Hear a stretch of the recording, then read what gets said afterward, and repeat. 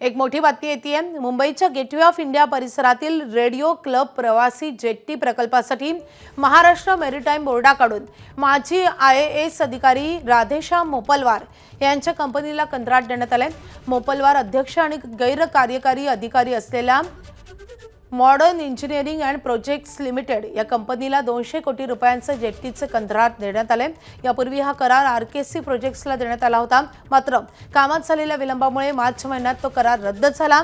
उच्च न्यायालयामध्ये दाखल करण्यात आलेल्या 3 याचिका फेटाळल्यानंतर या प्रकल्पाला हिरवा कंदील मिळालाय। मात्र आता मोपलवारांना हे कंत्राट मिळाल्यामुळे नवा वाद निर्माण होण्याची शक्यता आहे। अक्षय भाटकर आपले प्रतिनिधी आपल्या सोबत आहेत। अक्षय, खरं तर मोपलवारांचं नाव हे आधीपासूनच वादात आहे, त्यामुळे पुन्हा एकदा त्यांनाच कंत्राट दिल्यामुळे नवा वाद निर्माण होऊ शकतो। एकूणच मुंबईतील जे गेटवे ऑफ इंडिया परिसर आहे इथलं प्रवासी जेट्टी ही उभारली जात आहे, असा प्रकल्प उभारला जातो आहे महाराष्ट्र मेरीटाईम बोर्डाकडनं। या अगोदर जर का पाहायचं तर 3 वेळा या संदर्भात हायकोर्टामध्ये स्थगिती आणण्यासाठी प्रयत्न हा होताना पाहायला मिळालेले होते, मात्र तशा प्रकारची स्थगिती ही येत नाही। आणि एकूणच या संदर्भातलं कंत्राट हे या अगोदर RKC प्रोजेक्ट्सला देण्यात आलेलं होतं, मात्र कामाचा विलंब असेल त्यामुळे हे संपूर्ण कंत्राट जे आहे ते मार्च महिन्यामध्ये रद्द करण्यात आलेलं होतं। नव्यानं कंत्राट काढल्यानंतर मोपलवार जे अध्यक्ष आहेत आणि गैरकार्यकारी अधिकारी असलेला modern engineering and project private limited या कंपनीला हे कंत्राट दिलं गेलेलं आहे।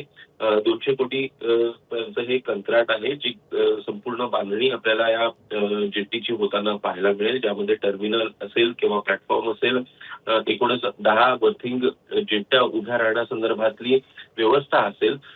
हे संपूर्ण काम या रेडिओ क्लब परिसरात मध्ये जी नवीन जेट्टी बांधली जाणार आहे प्रवासी जेट्टी, त्यामध्ये आपल्याला पाहायला मिळत आहे। या अगोदर 3 वेळा याचिका या स्थगितीसाठी टाकण्यात आलेल्या होत्या उच्च न्यायालयामध्ये, मात्र त्या फेटाळण्यात आल्यानंतर या प्रकल्पाला हिरवा कंदील आपल्याला मिळाल्याचं दिसतं आहे। आणि राज्य सरकारनं यापूर्वी 229 कोटी रुपयांची मंजुरी ही या प्रकल्पाला दिलेली आहे। 2028 पर्यंत अखेरपर्यंत हे काम आपल्याला निश्चित होताना पाहायला मिळेल। मात्र राधेश्याम मोपलवार यांच्या कंपनी ही जी कंपनीमध्ये अध्यक्ष आणि नॉन एक्झिक्युटिव्ह डिरेक्टर आहेत, या कंपनीला कुठेतरी काम मिळाल्यामुळे वाद जो आहे तो आपल्याला पाहायला मिळू शकतो। अभिषेक, धन्यवाद या सगळ्या सविस्तर माहितीसाठी। ABP माझा, उघडा डोळे बघा नीट।